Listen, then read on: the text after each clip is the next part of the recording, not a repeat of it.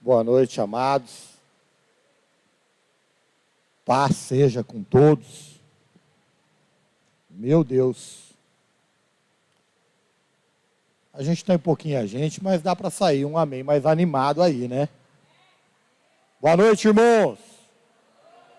Paz seja com todos. Aí, viu quando vocês conseguem ser um pouquinho melhor? Gente, boa noite para você que está em casa. Deus abençoe a sua vida, te alcance aí onde você está. Vamos lá para a foto da capa, Brenda? Vocês estão tudo liberados, viu? Obrigado, um beijo, um abraço. Espera aí, deixa eu fazer a pose, né?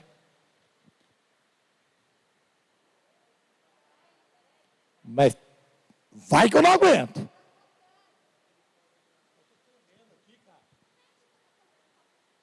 Pelo amor de Deus. Irmãos, eu treinei a semana inteira para fazer a pose da capa e a câmera me queimou. Olha aí, abre a sua Bíblia no livro de Tiago. Você vai tentar de novo? Eu não aguento ficar com o joelho dobrado desse tempo. Agora eu tenho que mudar a mão. Aí vê se põe na capa, hein, Caio? Que nós temos um sacrifício lascado aqui, ó. Tiago, capítulo de número 4. Quem já abriu aí, Tiago, capítulo de número 4. Gente, o livro de Tiago fica ali entre Hebreus e a primeira epístola de Pedro. Depois de Hebreus, antes da primeira epístola de Pedro. Capítulo de número 4. Versículos de número 13 e 14.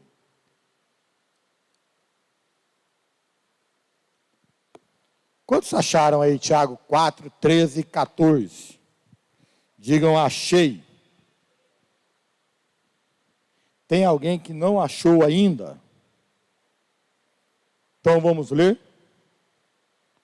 Tiago, capítulo 4, versículo 13, diz assim: ouçam agora, vocês que dizem, hoje ou amanhã iremos para esta ou aquela cidade, passaremos um ano ali, faremos negócio e ganharemos dinheiro.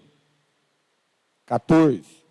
Vocês nem sabem o que lhes acontecerá amanhã. Qual é a sua vida? Vocês são como a neblina que aparece por um pouco de tempo e depois se dissipa. Feche os seus olhos agora. Ore comigo. Senhor Jesus, em teu nome nós oramos e em teu nome nós pedimos que a tua palavra, que a tua unção, que o teu Espírito, que é santo, esteja conosco esta noite, nos auxilie, nos agracie, nos ilumine nosso entendimento, como Paulo escreveu, que estava orando para que o Senhor iluminasse o nosso entendimento, que hoje seja assim, para que a tua palavra encontre boa terra, que ela seja semeada em terra boa, que a tua palavra ela possa nos levar para mais perto de ti, a conhecer mais a respeito de ti, da tua vontade para as nossas vidas e para a nossa realidade. Que seja assim, Senhor, em nome de Jesus. Amém.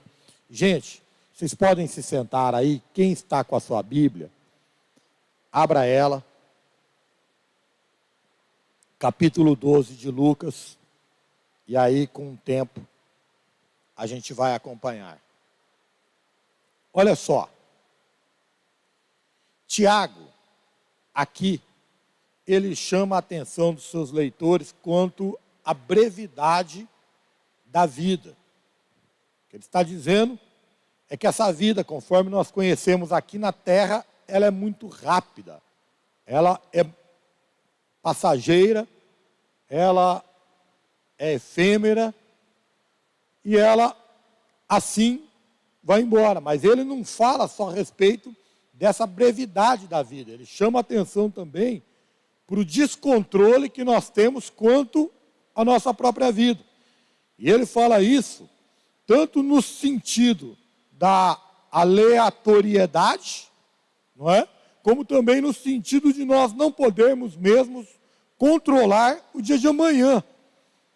Não apenas naqueles afazeres diários, nas realizações dos nossos planos, dos nossos projetos, dos nossos sonhos, coisa e tal, mas principalmente por nós nem sabermos, nem termos certeza, nem podermos afirmar, senão por fé, que amanhã nós teremos vida. Se amanhã vai ser nos permitido acordar, ou até que ponto do amanhã o Espírito de Deus vai manter a nossa vida em nós, ou não. E embora essa afirmação de Tiago, ela seja de cunho bastante dramático, ela encontra respaldo bíblico em outras passagens, nos mais variados livros, situações, assuntos e exemplos em toda a Bíblia, como a gente percebe no livro do profeta Isaías, capítulo 40, versículos 6 ao 8, quando Isaías, ele anota uma profecia, e essa profecia se torna o projeto de vida de João Batista, a síntese, o cerne da mensagem de João, primo e precursor de Jesus, que diz: uma voz diz clama, e alguém diz: o que hei de clamar? Que toda a carne é erva, e toda a sua beleza como a flor do campo. Seca-se a erva, cai a flor, soprando nela o Espírito do Senhor. Na verdade, o povo é erva. Seca-se a erva e cai a flor, porém a palavra do nosso Deus subsiste eternamente. O que Isaías registra aqui, o que João Batista prega no Novo Testamento antes de Jesus, é exatamente o que Tiago está falando, num outro contexto, no livro que na sua epístola, no seu livro, aqui que nós lemos, que a vida, ela é assim, que hoje nós estamos aqui e amanhã nós não estaremos mais, e ninguém sabe qual é o tempo que está determinado a cada um de nós, senão Deus. Eu quero falar hoje com vocês de pelo menos 2 casos dessa incompreensão humana quanto à realidade do dia de hoje, do dia de amanhã, e essa relação dos dois, o dia de hoje e de amanhã, com a nossa eternidade. O primeiro caso, qual eu quero passar para você, está no Evangelho de Lucas, capítulo 12, versículos do 13 ao 21. Quando alguém chega para Jesus, ali, quando ele está falando, e diz assim: Senhor Jesus, manda que o meu irmão reparta a herança comigo, conforme o que é justo. E aí, Jesus olha para ele e diz assim: quem é que me pôs entre juiz e mediador de vocês? E aí Jesus dá uma invertida em quem clamava a Jesus pela justiça humana, financeira, econômica. E ele disse assim: olha, vocês tomem muito cuidado com a ganância de vocês, porque na verdade a vida do homem não consiste nos bens que ele possui. E aí ele conta uma parábola para se fazer entender aquilo que ele estava dizendo. E ele diz assim: havia um agricultor muito rico, plantou e deu muito. A colheita dele foi muito grande, sabe? A safra dele foi show de bola. Tudo estava ali sobejando. E aí ele ficou preocupado, porque ele disse: gente, o que eu vou colher aqui não cabe no celeiro que eu tenho. E aí ele teve uma grande ideia. Ele disse: já sei, eu vou derrubar esses celeiros que eu tenho, vou construir celeiros maiores, vou encher os meus celeiros com a minha colheita, com a minha safra, e aí eu vou me regozijar. Vou deitar, sentar na minha cadeira, deitar na minha cama, e vou dizer assim para a minha alma: come, bebe e aproveita, porque agora eu tenho para viver o resto da vida. E aí a Bíblia diz que este homem é chamado de insensato. E dá uma sentença a ele, diz assim: louco, insensato, depende da tradução bíblica. Hoje mesmo vão pedir a tua alma. E o que vai adiantar tudo que você teve, tudo que você amealhou, tudo que você guardou, tudo que você conquistou, tudo que você ajuntou? Para quem é que vai ficar?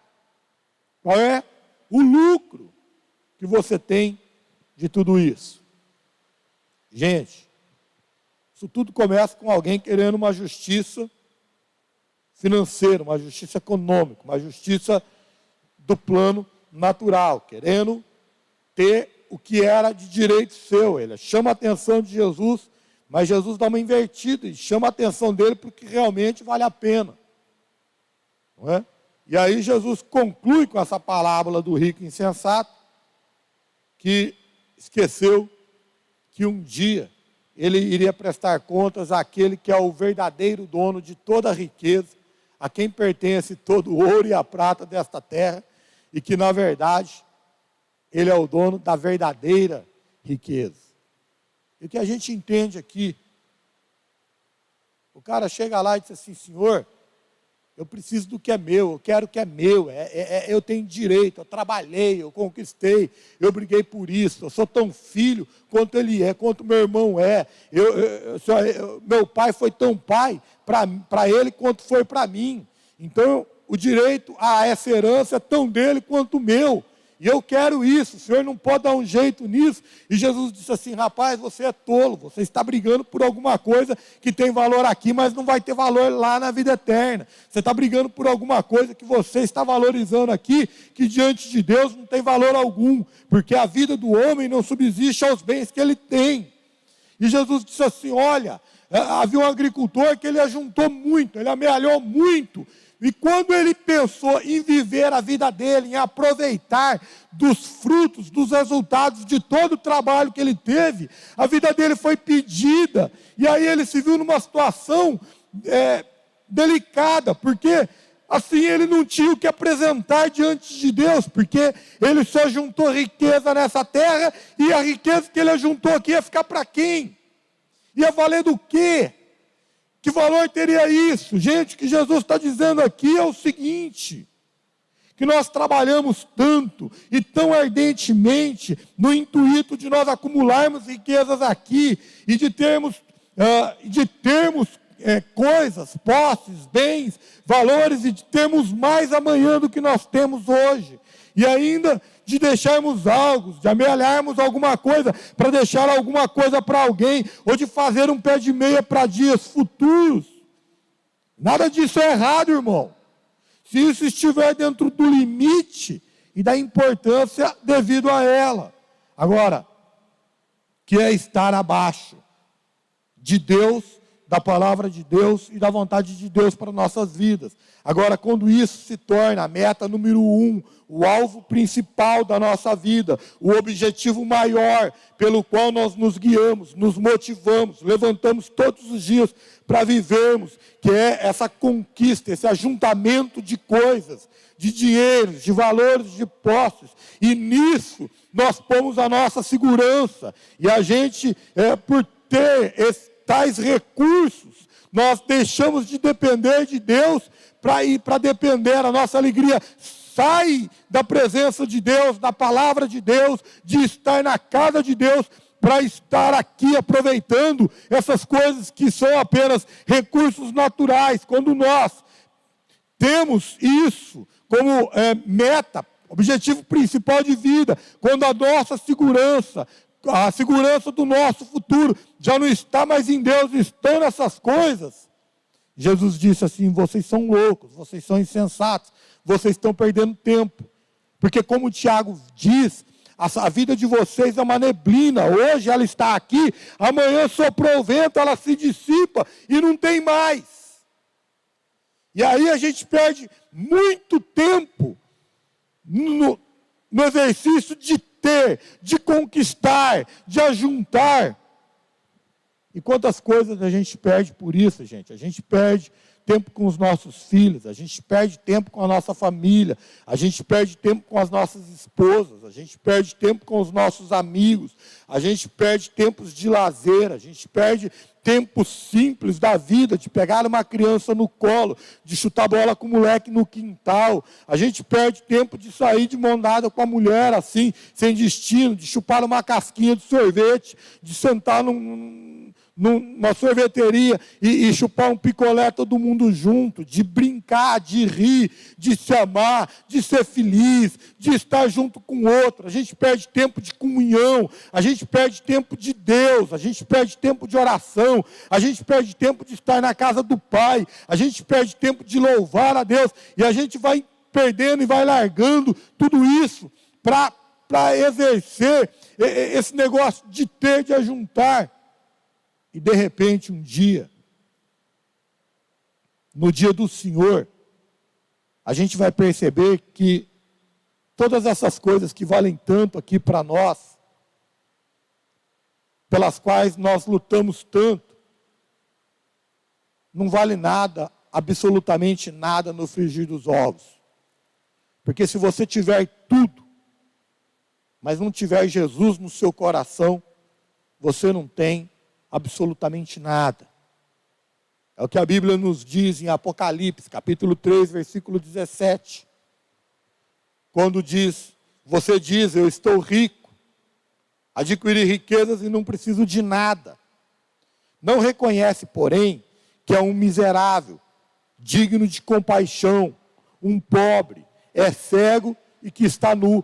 O que o livro de Apocalipse está dizendo aqui nesse versículo que eu disse para você, é que o crente mais pobre, diante de Deus, ele é mais rico do que qualquer bilionário que não tem Jesus no seu coração e na sua vida. E é só você pensar nesses ditos seculares que dizem a mesma coisa que a Bíblia diz na linguagem deles. Um muito conhecido é aquele que diz que o homem, ele perde a saúde para juntar muito dinheiro e lá na frente ele gasta todo o dinheiro que ele ajuntou para tentar recuperar a saúde que ele perdeu para juntar todo aquele dinheiro que agora ele está abrindo mão.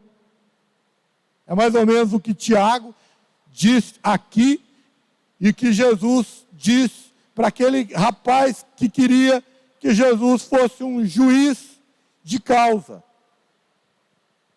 E ambos chamam a atenção de que isso tem valor ínfimo, porque a nossa vida pode ser tirada a qualquer momento. Porque na verdade, queridos, hoje nós estamos aqui e amanhã nós poderemos não estar mais. E aí nesse tempo a gente fica, essa disputa entre irmãos, querendo a sua parte correta da herança, cada um cuidando do seu direito, cada um cuidando do que é seu, da sua herança, da sua razão, e aí cada um buscando o que é melhor para si, e as famílias vão ficando rachadas, os filhos vão se desviando, a esposa vai ficando de lado, e a família vai se esfacelando, e a vida pessoal ela vai tomando um rumo que não tem rumo nenhum, ela vai sendo levada, e aí nada disso vale a pena aqui, e nem vai valer na vida lá, posterior a essa aqui, porque, segundo a Bíblia, meus irmãos, mais vale a pena você perder aqui nesse mundo, de acordo com os valores desse mundo, você perder, mas viver em paz, e sem assuntos inacabados, para quando você for chamado para prestar contas diante de Deus naquele dia, do que você ter que se apresentar, do que você ter aqui muita riqueza e não ter nada a apresentar na outra vida, porque a única coisa que nós teremos para apresentar diante de Deus e que tem valor diante de Deus no dia em que nós formos chamados a nos encontrarmos com Deus, depois da nossa vida aqui, que é breve, é o amor. Conforme Paulo escreve aos Romanos, capítulo 13, versículos 8 ao 10, que diz assim: não devam nada a ninguém, a não ser o amor uns pelos outros, pois aquele que ama o seu próximo tem cumprido a lei. Pois estes mandamentos, não adulterarás, não matarás, não furtarás, não cobiçarás, e qualquer outro mandamento, Todos se resumem neste preceito: ame o seu próximo como a si mesmo. O amor não pratica o mal contra o próximo. Portanto, o amor é o cumprimento da lei. Porque, gente, o amor vale mais que bens. E sem amor, todos os bens que você tem, todos os recursos que você emprega no reino de Deus, para a casa de Deus, para as missões de Deus, não valem nada. Paulo diz isso na sua primeira epístola aos Coríntios, capítulo 13, verso 3. Ele diz assim: ainda que eu dê aos pobres tudo o que eu possuo, e entregue ainda o meu corpo para ser queimado, mas se eu não tiver amor, nada disso me valerá. Gente, Deus está mais interessado, Deus deseja mais, Deus quer mais te ver em paz e bem consigo mesmo e com o seu próximo do que a tua oferta. É? Engraçado, né? Deus, ele diz assim: olha, é melhor você abrir mão do que vale aqui. E lembre-se que nós estamos falando isso porque um rapaz, tudo isso aqui é consequência de um rapaz que queria a parte justa dele, da herança que o irmão estava se recusando a pegar. Mas Jesus, ele está dizendo, ele ensina assim: olha, é melhor você perder dinheiro aqui, melhor você ser feito de bobo aqui, segundo os valores deste mundo, não é? E viver em paz consigo e com o seu irmão. Isso vale mais do que você viver uma vida de luta, de briga, de maluquice, essa coisa, só trabalho, não tem família, não tem diversão, não tem amor, não tem carinho, não tem temperatura mais no teu casamento, não tem relacionamento com os filhos, não tem mais respeito dentro de casa, não tem mais nada disso. Porque sem isso, a oferta que você traz no altar de Deus, ela não vale absolutamente nada. Jesus diz isso no Sermão do Monte, capítulo 5, versículos 24 e 23 do Evangelho de Mateus, que diz: portanto, se trouxeres a tua oferta ao altar, e aí te lembrares do que o teu irmão tem alguma coisa contra ti, deixa ali, diante do altar, a tua oferta. Não entrega ela, deixa diante. Vai, reconcilia-te primeiro com teu irmão, vive em paz com ele, viva bem com ele, reconcilia com a tua esposa, reconcilia com a tua família, reconcilia com o teu vizinho, reconcilia com o teu patrão, reconcilia com o teu filho, reconcilia com quem quer o teu mal, resolve esse problema. Aí só depois você vem e apresenta a tua oferta no altar de Deus. Porque Jesus diz assim: porque é melhor você fazer isso do que você botar a oferta no altar de Deus, não resolver o problema que você tem, esse problema foi para a justiça e você ser chamado a prestar conta desse problema. Eu garanto para vocês que vocês não vão sair da cadeia ou não vão se livrar desse problema até que vocês paguem o último centavo que vocês devem. Que Jesus está dizendo o seguinte: viva bem com as pessoas. Não é se você tem problema com a pessoa, mas se você sabe que o irmão tem um problema com você. Porque quem perdoa o irmão recebe perdão de Deus, mas quem retém o perdão para o irmão, retém também o perdão de Deus para si próprio. É isso que a Bíblia ensina. E disso tudo, a conclusão é uma só: não há riqueza, não há certeza, não há direito, não há razão nessa vida aqui, que é breve, que valha a pena para você arriscar a sua vida eterna. E são as escolhas que nós fazemos nessa vida e a forma como nós escolhemos viver aqui e a quem nós servimos aqui, ou fazemos a vontade de Deus ou a nossa própria vontade, né? E não o discurso que nós temos, que define a verdadeira prioridade de escolha da nossa vida. Conforme a Bíblia diz em Mateus capítulo 6, versículo 21, Jesus dizendo assim: pois onde estiver o teu coração, aí também estará o teu tesouro. Em algumas traduções, onde está o teu tesouro, aí está também o teu coração. Ou seja, teu coração está no dinheiro, está no bem, está no ter, está no possuir. Que nada disso é errado, irmão, mas quando isso é edificado sobre passar em cima, sobre perder a paz, sobre quebrar laços, sobre dividir relacionamentos contra o próximo, aí não vale a pena. Segundo exemplo é a parábola do servo infiel. Está em Lucas, capítulo 12, versículos 35 ao 48. É uma continuidade daquilo que nós já lemos. Onde Jesus diz que é para vivermos em vigilância 100%, todo o tempo. Porque o Senhor, como aquele servo, que espera o seu senhor voltar de uma festa de casamento até as altas horas da noite, com a luz acesa, com a água na bacia, para a hora que o senhor chegar, ele abrir a porta rapidinho, ele receber o senhor dele rapidinho, e ele poder servir o senhor rapidinho. Jesus disse assim, porque se o servo fizer assim ao seu senhor, eu digo para vocês, o seu senhor vai se vestir como servo e vai servir ao servo como se fosse o seu senhor. Vai inverter. Aí ele diz assim, mas olha, coitado daquele a quem o senhor chegar e pegar ele dormindo.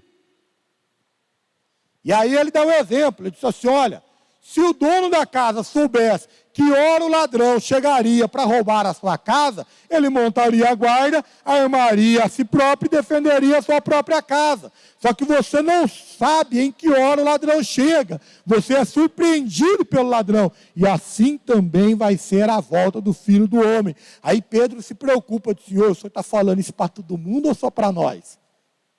E Jesus pega e conta a história. Ele falou, olha, quem é o servo e administrador fiel, que o seu senhor sai de viagem e deixa toda a sua casa, todos os seus bens, os seus servos, a sua grana, o funcionamento na mão.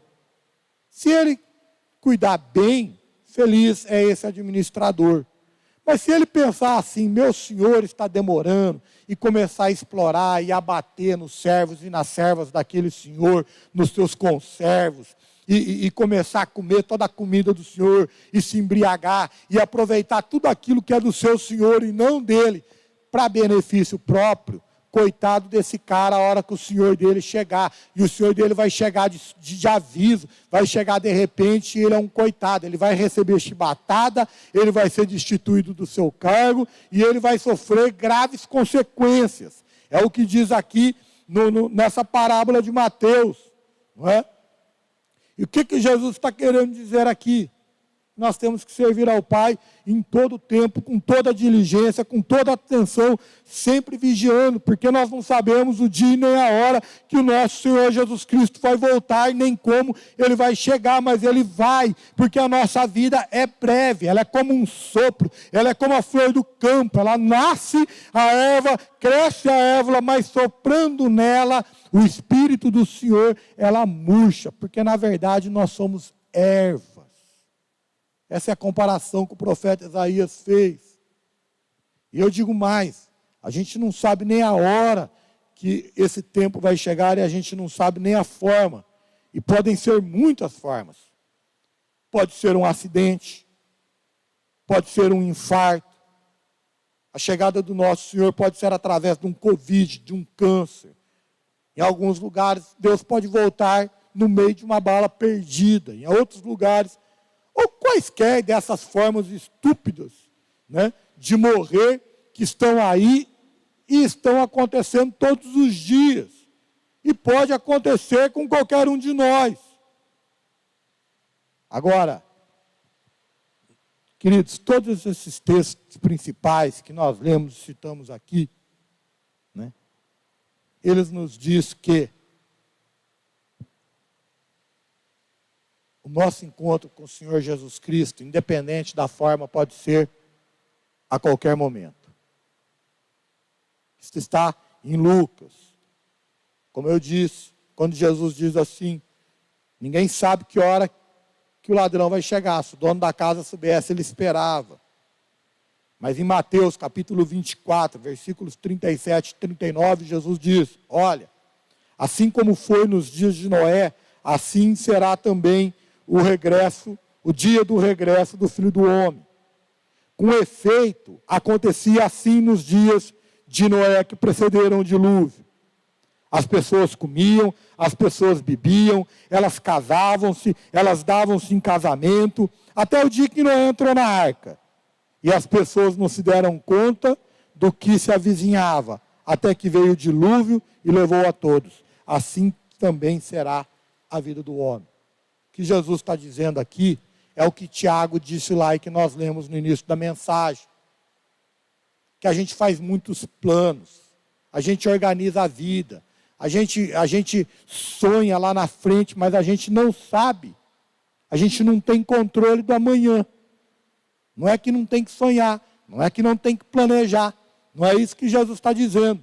Ele só está dizendo o seguinte: a gente tem que planejar o amanhã, mas tem que estar com o hoje resolvido. O que ele está falando aqui é que a vida ela é breve, que apesar de todas as formas e de todos os mecanismos de controle que nós temos referentes à nossa saúde e o prolongamento da nossa vida, a verdade é que ela acontece, ela vem e vai de acordo com a vontade do Senhor. Ela pode transcorrer normalmente até o dia que ela não transcorrer mais. Assim era nos dias de Noé. Ele falava que o mundo ia acabar, ninguém dava bola, porque se olhava no mercado, estava tudo normal. Se olhava para a farmácia, estava tudo normal. Se olhava as notícias do dia, estava tudo normal. Se olhava para o trabalho, estava tudo normal. Se olhava para a vida do vizinho, estava tudo normal. Se olhava para dentro da tua casa, estava tudo normal. Se olhava para o teu umbigo, o dia de hoje era igual ao dia de ontem. E tudo parecia normal, parecia que a vida não acabaria nunca, parecia que não era um maluco, até o dia em que a palavra de Deus se cumpriu, e quando eles se aperceberam, não deu tempo para mais nada, e eles foram pegos de surpresa por estarem despreparados. O que Tiago está falando, o que Jesus está ensinando aqui é o seguinte: não há problema em planejar o hoje, desde que o amanhã, em planejar o amanhã, desde que o hoje esteja resolvido. E aí quando a gente entende isso, não é? A gente entende que a gente tem que estar pronto, porque a nossa hora pode chegar a qualquer momento, ela pode ser agora, ela pode ser daqui a pouquinho, ela pode ser bem mais lá para frente. Mas a gente não sabe qual é essa hora, qual é o tempo que está determinado para nós aqui debaixo do sol. E quando a gente entende isso, que qualquer hora pode ser a nossa hora, que a nossa vida é muito curta e que não há controle de que ela vá para frente mais um dia, mais uma semana, mais um mês, mais um ano, mais uma década. Tá? Então a gente tem que entender que na nossa vida, gente, não pode ter lugar para picuinha, para briguinhas ou para brigonas. Para a gente deitar palavra de ódio para um irmão, para um cônjuge, para um pai, para um filho, ou para qualquer pessoa. Que não dá para deixar o perdão de hoje para amanhã, porque pode ser tarde demais amanhã.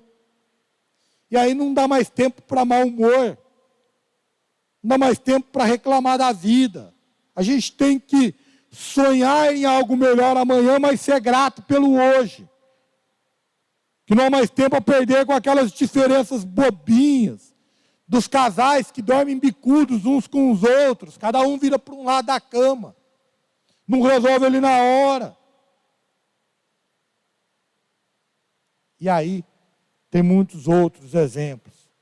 Porque quando, gente, não dá para deixar para fazer o bem que nós podemos fazer hoje para amanhã, porque às vezes pode não dar tempo de realizar esse bem. Porque quando a gente tem essa compreensão que o nosso tempo aqui ele é curto, e que a nossa vida aqui ela é como a flor do campo, que hoje nasce e amanhã já morre, nós ganhamos dois sentidos esquecidos no nosso dia a dia. O primeiro deles é o sentido de missão. E um dia eu vou ter prazer, ter a graça de falar a respeito disso para você. E um outro sentido que a gente perde na correria do dia a dia é o sentido de urgência. É essa consciência bíblica de que nós temos que resolver tudo hoje, o quanto antes, como se não fosse haver amanhã, conforme o próprio Senhor Jesus disse também no Sermão do Monte, pois o amanhã trará suas próprias preocupações, basta a cada dia o seu próprio mal. Tem que resolver hoje. Se tem problema, é agora, não é amanhã. Vou dormir, amanhã eu vou lá e resolvo, irmãos. Hoje, Deus pode pedir a tua alma, pode chegar ao fim, o escrito do livro da vida, teu nome pode ser requisitado para o encontro com Deus hoje, porque a nossa vida, ela é assim, e pode ser de várias formas. Então, o que tem que ser resolvido hoje, com quem quer que seja, ou o que quer que seja, tem que ser resolvido hoje, com a máxima urgência, porque a gente vai deixando tanto os problemas quanto para amanhã, e nessa ânsia, são duas coisas, né? Os problemas que a gente vai adiando de resolver hoje para amanhã, as pendências, como também a urgência do que é necessário. Então a gente diz assim, eu vou ganhar muito dinheiro, depois que eu ganhar muito dinheiro, aí eu vou ter tempo para cuidar do meu casamento, da minha esposa, dos meus filhos, e quando a gente vê, a gente já perdeu o casamento, já perdeu a esposa, já perdeu os filhos. Só olha, eu vou correr atrás de tudo, e eu vou resolver tudo, e eu vou me estabilizar financeiramente, e quando eu estiver muito bem, com todos os meus objetivos alcançados, aí eu vou devotar a minha vida a Deus, ao reino de Deus, à obra de Deus, a ajudar os menos favorecidos. E aí quando a gente vê, o nosso tempo passou, a nossa energia acabou, a gente está cheio de dinheiro e vazio de Deus, e nada disso adianta. Nada disso adianta. Tiago diz assim, para que é que vocês estão dizendo, olha, amanhã a gente vai mudar para tal lugar, vamos passar um ano lá, vamos montar um negócio, vamos ganhar muito dinheiro.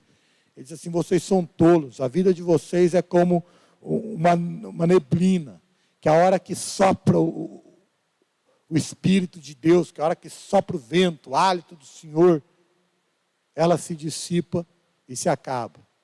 Em nome de Jesus, irmãos. Se há algo que está fora do lugar na tua vida, é para ser resolvido agora, é para ser resolvido hoje, é para ser resolvido com o máximo de urgência. Tudo é para hoje, nada é para amanhã, porque amanhã só a Deus pertence. Amém? Fique de pé, feche os seus olhos.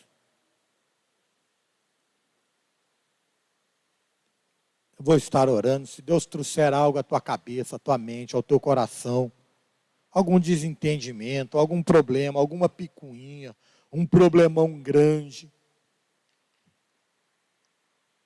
Irmão, guarde isso e põe isso como meta de vida para ser solucionado amanhã. Às vezes é uma dívida, vai lá, diz que você não pode pagar, que você não tem dinheiro, mas que você tem vontade. Negocia o trem. Tenta acertar as coisas.